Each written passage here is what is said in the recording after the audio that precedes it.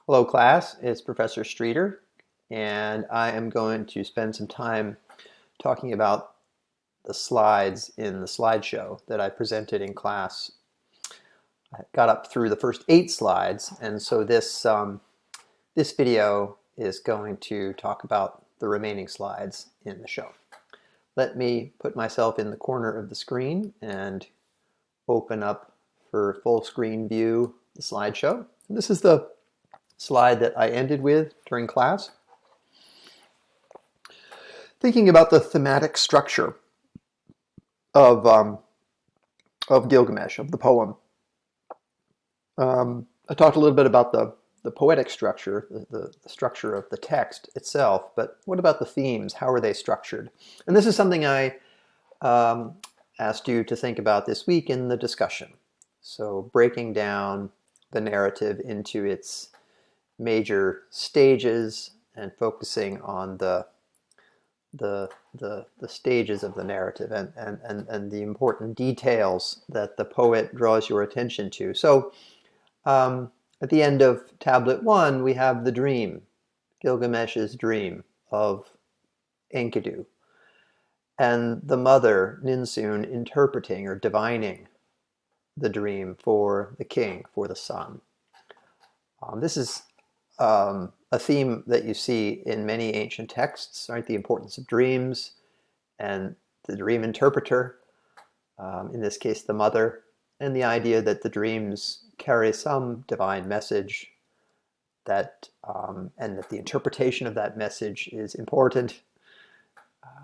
Okay, so that's where the end, that's where tablet 1 ends with the wisdom of Ninsun interpreting the dream of her son Gilgamesh. And it is what she is interpreting is for him is and preparing him for is the coming of Enkidu, who has been created in tablet 1, right? We see the emergence of Enkidu, and then in tablet 2 Enkidu becomes socialized. He is introduced by Shamhat to just ordinary guys sitting around a table in a tavern, drinking beer, eating lunch, socializing, and he learns how to do that. He gets dressed up in clothes. He takes a bath. Well, first he takes a bath and he gets dressed. I think he puts lotion on, combs his hair, and learns how to socialize. And this is the first stage toward meeting Gilgamesh, right? And maybe I could have added here, in between socialization and friendship, we have a fight, a struggle, a brawl. Enkidu standing up to Gilgamesh, trying to prevent him from entering the house of the bride and the bridegroom, trying to protect the bride from the king on her wedding night. And so he takes a stand there at the entrance to the door, and they fight. It's a kind of a competition.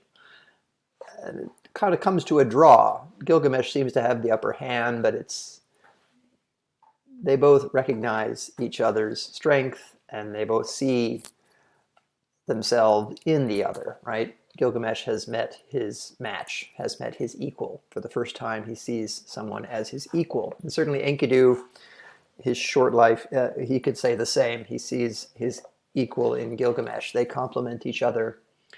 They respect each other. They admire each other. And they become true friends. They love each other. This is the beginning of a friendship.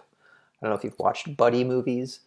There's female buddy movies, there's male buddy movies, but this is the original buddy movie in a way, right? The friendship between Gilgamesh and Enkidu, this becomes the focus of the story starting in tablet 2. And so tablet 3 begins their preparations for the journey. Right? We have the consulting of the elders. That's a very important moment. It tells us something historically important about how this society is organized. There's a king, and there is a council of elders. Now, it's not exactly the Senate, right? They can't impeach the king, but there is the sense that before the king does something significant and important that impacts the city, he has to consult the elders first. That's the custom, that's the expectation. He's kind of taken an oath as king to consult the elders. So think about the the formality of ritual and the importance of those kinds of rituals. Gilgamesh respects that ritual. He consults the elders. They disagree with him.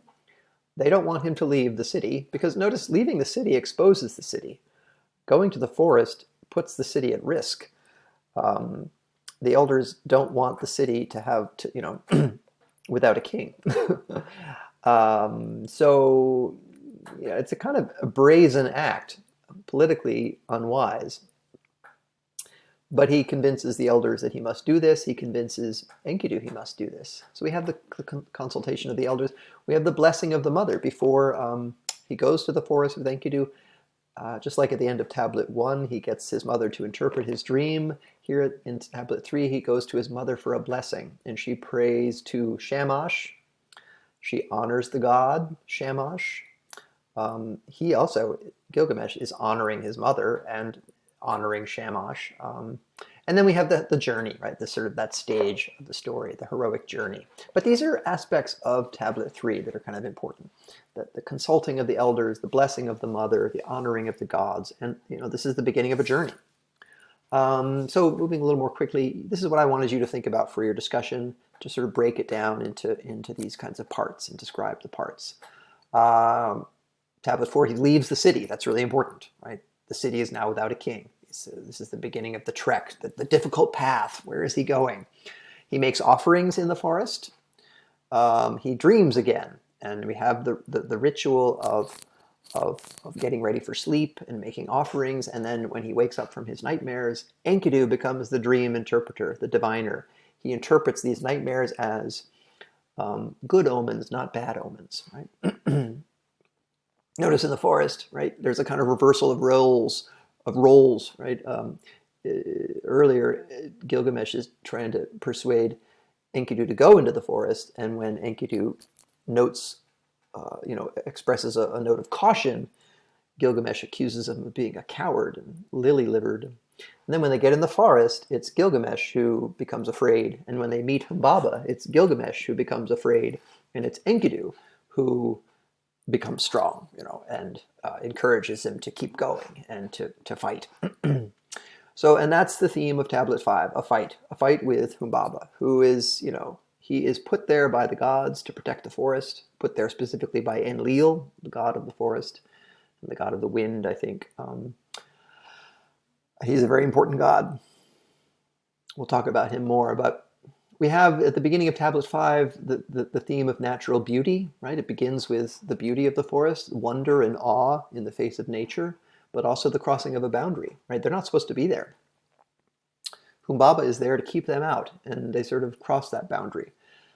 And this means either killing Humbaba or being killed by Humbaba. There's sort of no way out, right? Once they cross that boundary, they either will die or they will kill Humbaba. And so they end up killing the monster with Shamash's help, with the winds of Shamash, the storms of Shamash help to defeat the monster. But this leads to a curse, and that's where Tablet 5 ends, with a curse. The curse of Humbaba on both Gilgamesh and Enkidu, and we'll talk about that more next week.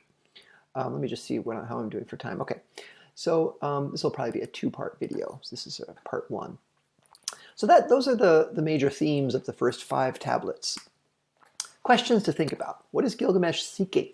What's his quest for? I raised this question during class, and this is something we can continue to talk about. It is a quest story, but what is he questing for? What is he seeking? There's a problem that Gilgamesh has right at the beginning of the story. There's a struggle. Like, how would you describe that? And why is this a problem for the people of Uruk? Right? It's a personal problem for Gilgamesh, but it's a political problem for the city. And how is the story working these problems out? Right? So we can read this story from a psychological perspective, but we can also read it from a political perspective. Both elements of the story are important. What makes Gilgamesh a heroic figure? One of you asked, Giovanni asked in the Monday feedback, is he a hero, or somewhere, is he a hero or a villain? I mean, he has heroic qualities, and this is something I want to talk about. Like, how do the Mesopotamians picture their hero, or how do they perceive the hero? What makes someone a hero for the ancient Mesopotamians? That may be different than it is for us. But there's anti-hero elements, right? Maybe we can think about that too, where he combines heroic qualities and the opposite of heroic qualities. That's certainly a possible reading here, right? That he's a contradictory figure, and he's sort of working out the inner contradictions in his soul. Here are some other questions, big questions that we can trace throughout the semester. Why do people believe in gods? And this is our first story, right? What does it tell us about that? What's the relationship between gods and humans in this story?